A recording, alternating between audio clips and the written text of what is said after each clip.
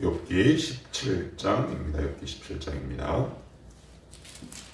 구약성경 777페이지입니다. 구약성경 777페이지 욥기 17장 1절로부터 16절은 오늘 분량이 많지 않기 때문에 한 목소리로 합독하면서 읽읍시다. 시작. 나의 기운이 세화였으며 나의 날이 다하였고 무덤이 나를 위하여 준비되었구나. 나를 조롱하는 자들이 나와 함께 있으므로 내 눈이 그들의 충동함을 항상 보는구나. 청하건대 나에게 담보물을 주소서. 나의 손을 잡아줄 자가 누구리이까. 주께서 그들의 마음을 가리어 깨닫지 못하게 하셨사오니 그들을 높이지 마소서. 보상을 얻으려고 친구를 비난하는 자는 그의 자손들의 눈이 멀게 되리라. 하나님이 나를 백성의 속담고리가 되게 하시니 그들이 내 얼굴에 침을 뱉는구나. 내 눈은 근심 때문에 어두워지고 나의 온 지체는 그림자 같구나. 정직한 자는 이로 말미암아 놀라고 죄 없는 자는 경건하지 못한 자 때문에 분을 내나니 그러므로 의인은 그 길을 꾸준히 가고 손이 깨끗한 자는 점점 힘을 얻느니라. 너희는 모두 다시 울지니라. 내가 너희 중에서 지혜자를 찾을 수 없느니라. 나의 날이 지나갔고 내 계획 내 마음의 소원이 다 끊어졌구나. 그들은 밤으로 낮을 삼고 빛 앞에서 어둠이 가깝다 하는구나. 내가 수월이 내 집이 되기를 희망하여 내 침상을 흑암에 펴놓음에 무덤에게 너는 내 아버지라 구더기에게 너는 내 어머니 내 자매라 할지라도 나의 희망이 어디 있으며 나의 희망을 누가 보겠느냐. 우리가 흙 속에서 쉴 때에는 희망이 소홀의 문으로 내려갈 뿐이니라. 아멘. 이 말씀만 보면 굉장히 염세적이죠. 그냥 숨이 턱 막힐 만한 아주 부정적인 표현들로 가득 찹니다. 욥기 16장에서 여러분 기억나시는지 모르겠지만 금요일날 설교 제목이 이거였어요. 내 마음이 내 마음자리에 있다 할지라도. 이게 무슨 얘기냐 그러면 너희들 일방적으로 나를 공격하지 말라 그랬습니다. 내 사정 다 아느냐? 우리 입장을 한번 바꿔보자. 입장을 바꿔보자. 그래서 은혜를 받으면 받을수록 어떤 사람이 되느냐? 나를 객관해서 보는 시야가 생긴다. 그러니까 그런 사람들의 품은 이렇게 자꾸 넓죠. 신앙이 자꾸 깊어지면 품이 넓어져요. 관용과 수용의 폭이 커지기 시작하죠.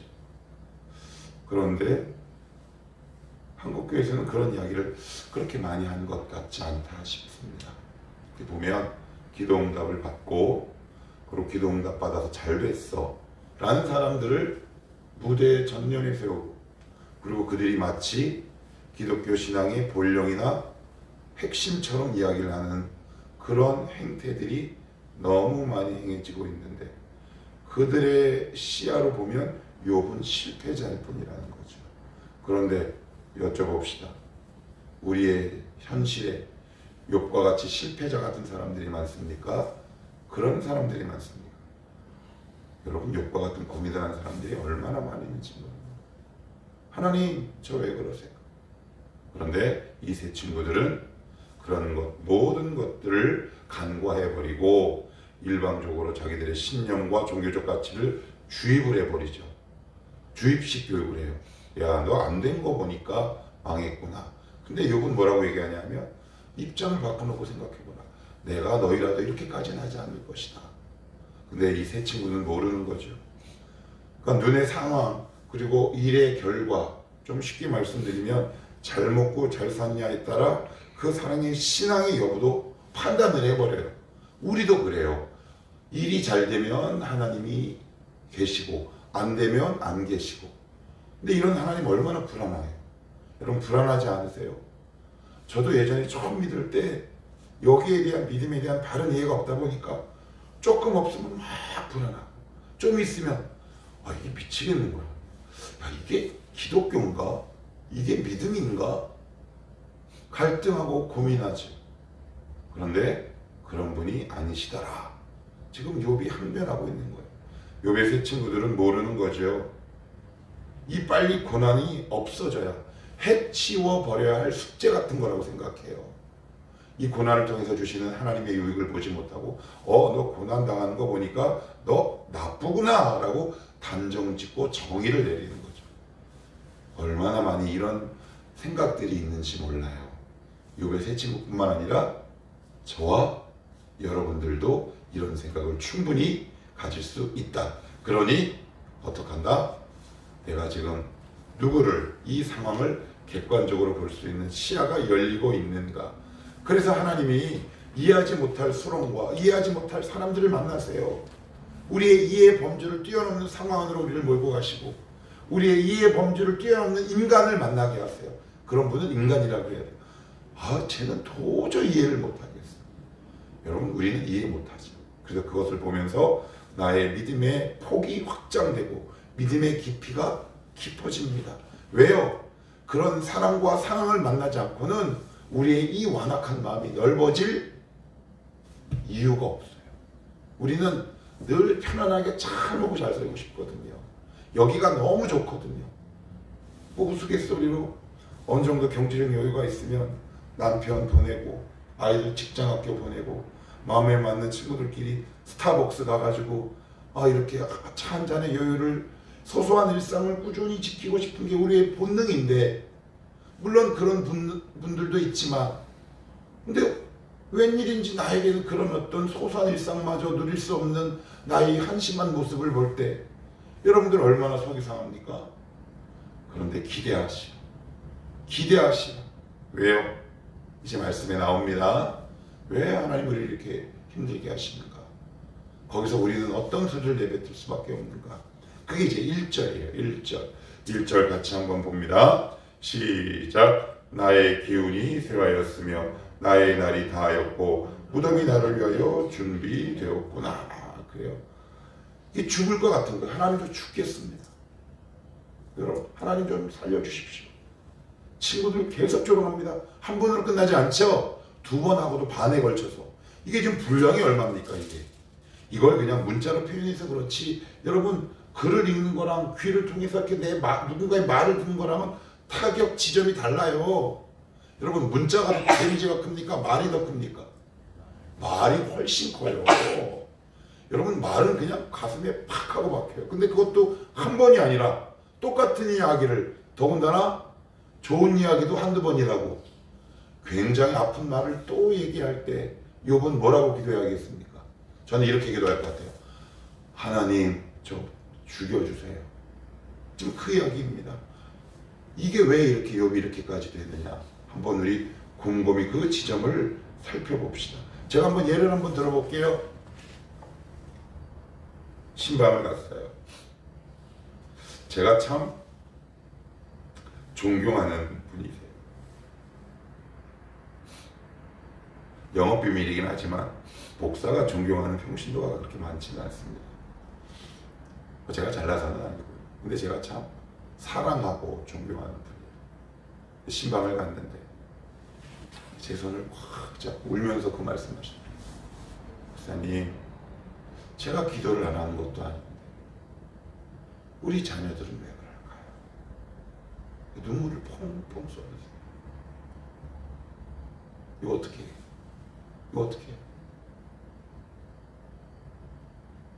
우리 아무개가 하나님 앞에 예배하게 해주세요. 꿈도 거창하지도 않아. 눈물을 쏟아. 그럼 저는 거기서 뭐라고 얘기할까요? 솔직히 답이 없어요. 제가 얘기해 줄 말이 없다고요. 그러니까 같이 아파해 주는 거죠. 여러분, 그거 어떻게 설명하시겠어요? 이런 일이 그분에게만 일어납니까?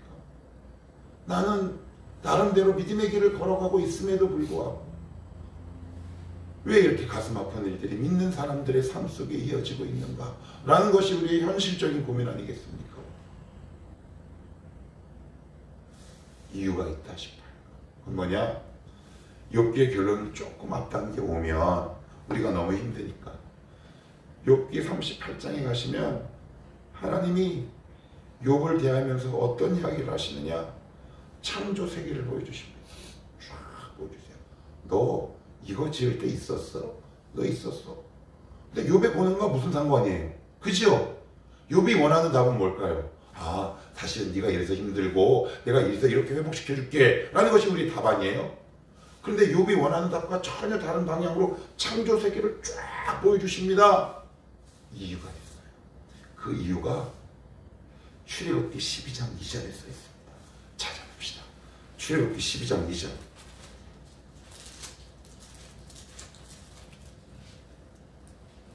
구약성경 99페이지입니다. 오늘은 다 777, 99, 그죠? 찾기도 쉽네. 99페이지. 출애굽기 12장 2절입니다. 자, 읽습니다. 1절부터 시작. 여호와께서 애굽 땅에서 모세와 아론에게 일러 말씀하시되 이 달을 너희에게 달의 시작 곧 해의 첫 달이 되게 하고, 이게 무슨 얘기냐면 달력을 바꾼 거예요. 여러분, 보통 우리나라는 몇 개의 달력을 사용합니까? 2개. 양력과 음력을 사용합니다. 양력과 음력이 완전 다르죠? 이게 달력을 바꿨다라는 말은 중요한 의미를 내포하고 있습니다. 이게 무슨 뜻이냐? 너 잘 들어. 이제 내가 너희를 이끌고 애굽이 아니라 내가 너희에게 줄 땅으로 갈 텐데 거기는 애굽의 통치 방법과 다르다는 뜻입니다. 애굽에는 어떤 통치 방법이 있습니까? 각 강자가 약자를, 노력한 자가 성공을, 이 세상을 관통하는 법칙은 뭐냐면 인과율이라는 거예요. 그런데 하나님의 나라는 인과율의 법칙이 아니에요. 억울한 거 아닙니까? 하나님 열심히 노력하면 잘 살아야 되는 거 아닙니까? 아니에요. 여러분, 이게 왜 중요하냐면 내가 아무리 노력해도 안 돼. 여러분 한번 봅시다. 내가 어떤 일을 막 열심히 노력했는데 잘 안 돼. 그러면 어떻게 될까요? 우리가 두 가지로 나눠요. 하나는 완전히 포기하든가, 믿는 사람은 하나님의 은혜만을 구하게 됩니다. 뭐냐? 그 속에서 하나님의 은혜만을 바라보며 살기를 원하시는 하나님의 깊은 경륜이 있다. 오늘 성경은 그렇게 얘기해요. 그래서 결국 은혜에 대한 사모함과 간절함이 더 깊어지는 거죠. 더 무슨 얘기냐? 나는 은혜로 구성된 존재로구나라는 것을 깨닫고, 이건 한순간에 깨달아지지 않아요. 이건 한순간에 깨달아지지 않아요. 고난을 통과하면서 거기서 때로는 울기도 하고 떼굴떼굴 구르기도 하면서, 하나님 기도했는데 왜 안 들어주세요? 하나님 이만큼 믿었는데 그래도 이 정도는 해주셔야죠 라고 그 고난의 그 터널을 통과하면서 뭘 알게 되느냐? 아, 나는 은혜 아니면 살아갈 수가 없네 라는 찬양이 비로소 나의 절절한 고백이 되는 거예요. 우리 성도는요, 믿음으로 사는 거 맞지요. 그런데 그 위에 더 놀라운 법칙이 있다. 그건 뭐다? 그 믿음을 주시는 하나님의 은혜로 우리가 살아간다.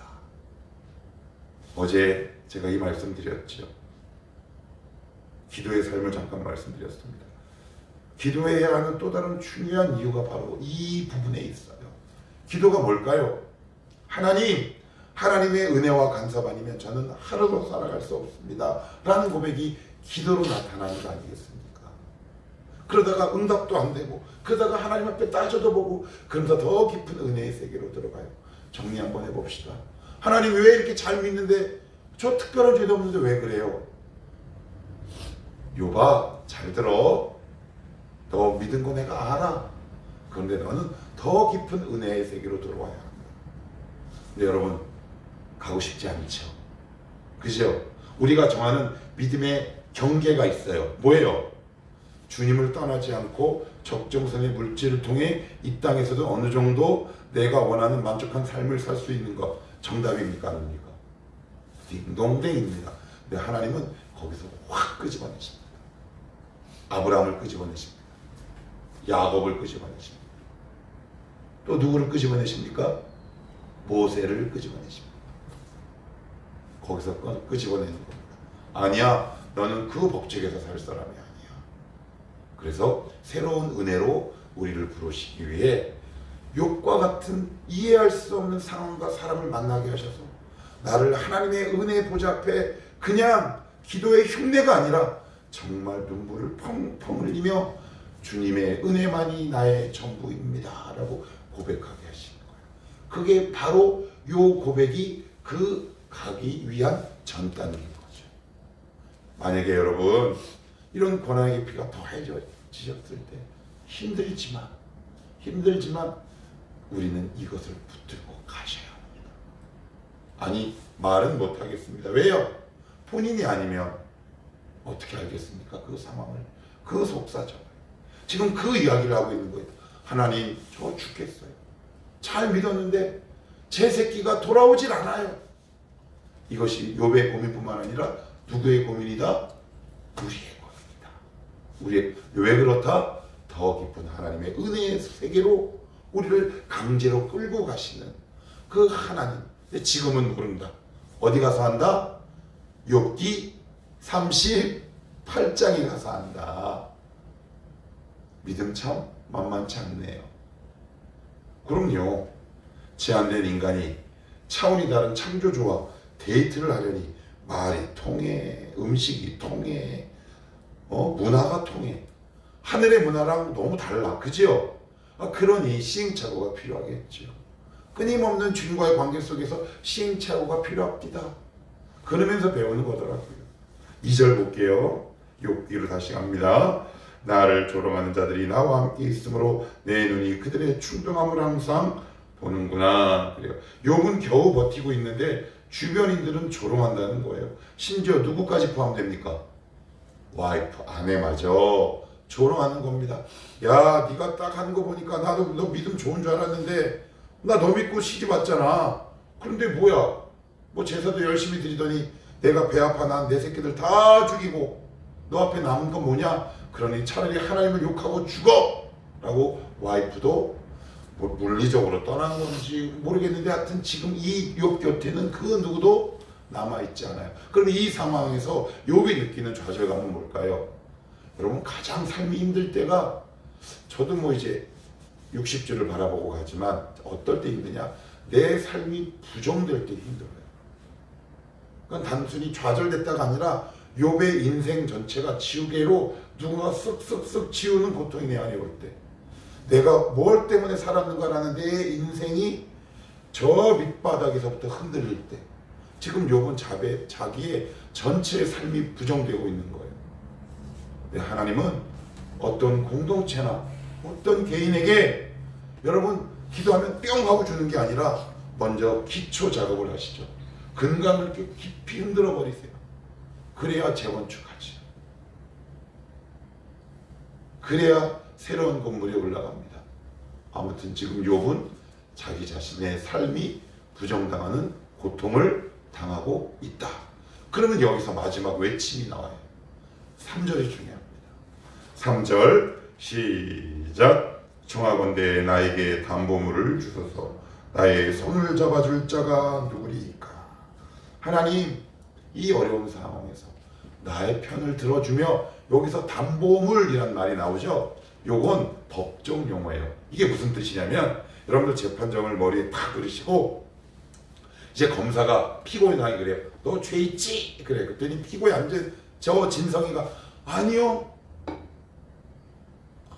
저 죄 없어요. 라고 하면 죄가 없나요? 그럼 뭐가 필요합니까? 네가 그러면 무죄인 것을 증명해야 될 거 아니에요? 그럴 때 누가 옆에서 탁 나타나는 겁니다. 저요! 저 신호가, 저 진성이가 무죄임을 증명합니다. 만약에 제가 죄 있다면 나의 전 재산을 내놓겠습니다. 라는 뜻입니다. 그러면 우리에게 이 담보물을 탁 주시는 분이 누굴까요? 그게 성경에 써 있습니다. 히브리서 7장 22절. 마지막 여기 한번 찾아볼게요. 히브리서 7장 22절입니다. 히브리서 7장 22절 360페이지에 있습니다. 360페이지. 신약성경 360페이지. 자, 우리 다 찾으셨으면 한 목소리로 읽도록 합니다. 시작. 이와 같이 예수는 더 좋은 언약의 보증이 되셨느니라. 예수님 자신이 담보물이 되주신 거예요. 왜 죄 없어? 우리를 끝까지 변화하시고 끝까지 우리 편에 서주시는 분. 하나 더 찾아봅시다. 에베소서입니다. 에베소서. 로고 갈 앱. 에베소서 1장 13절. 에베소서 1장 13절. 신약성경 309쪽입니다. 에베소서 1장 13, 14 시작. 그 안에서 너희도 진리의 말씀 곧 너희의 구원의 복음을 듣고 그 안에서 또한 믿어 약속의 성령으로 인치심을 받았으니 이는 우리 기업의 보증이 되사 그 얻으신 것을 속량하시고 그의 영광을 찬송하게 하려 하심이라. 예수님이 우리의 담보물이라는 뜻입니다. 저희의 무죄임을 보장합니다. 이게 무슨 이야기일까요? 이게 무슨 이야기일까요? 우리를 끝까지 보증한다는 말은 무슨 말일까요? 여러분, 우리 편이 되어주신다는 뜻입니다. 비록 눈에 보이는 상황은 하나님이 나를 너무 괴롭게 하는 것 같지만 하나님 저에게 이 담보물이 필요합니다. 근데 이 우리의 외침에 성경은 답을 이렇게 탁 제시하는 겁니다. 얘들아, 너 지금 너무 네 곁을 떠나 모든 사람이 네 곁을 떠나가고 네가 정말 지금 네 삶이 부정당한 그 순간에 나는 여전히 너와 함께 할 것이다. 우리가 정말 하나님의 깊은 은혜를 언제 경험하냐면 내가 무언가를 잃어버릴 때, 내가 억울함을 당할 때, 내가 정말 속상한 일을 당할 때, 내가 정말 눈물을 흘릴 때 우리의 담보물이며 보증 되시는 하나님을 깊이 만나는 그 연결다리가 바로 이 지점입니다. 여러분, 그래서 내가 정말 너무 힘들 때 이렇게 기도했으면 좋겠습니다. 하나님, 주님은 아시지요? 이럴 때 나오는 게 그 유명한 찬양이잖아요. 뭔 찬양? 아시지요? 그죠? 야, 여러분, 이게 이 세대를 관통하는 얼마나 놀라운 축약된 또 다른 진리인지 모릅니다. 하나님, 다른 사람은 다 모르지만 주님만은 아시지요? 주님만은 제 마음 아시지요? 이제 이 단계까지 가면 신앙이 정말 넓어진 겁니다. 여러분, 이 관통을, 이 터널을, 이 어두운 구석을 지나가시면 우리의 믿음이 크게 확장되어 있을 겁니다. 오, 내가 이렇게 많이 자랐어. 내가 이렇게 많이 성숙했어. 그 때를 바라보시며 여러분, 오늘도 이 자리에 나오신 여러분들을 축복합니다. 이 터널을 하나님, 우리의 보증 되시는 주님 꼭 붙잡고 한 걸음만 더 가보십시다. 한 걸음만 더 가셔서 거기서 나를 통해 영광 받으시고 나에게 큰 선물을 안겨주시는 그 하나님의 놀라운 은혜의 광장으로 여러분들이 끝까지 걸어가시기를 주님의 이름으로 축복합니다. 기도하겠습니다.